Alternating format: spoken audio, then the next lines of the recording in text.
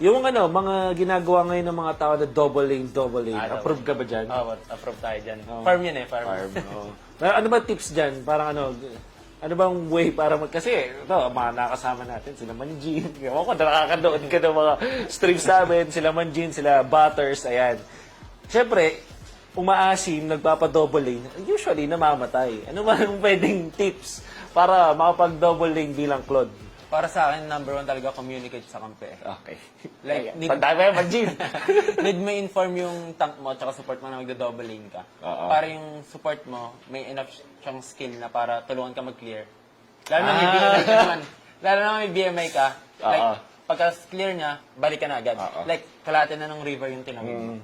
Ayan, Butters ha. Pag yung nangihingi sa'yo ng skill, pag magda-double lane na, huwag kang magpupok ng kalaban basta-basta. Iwakan mo yung skill mo.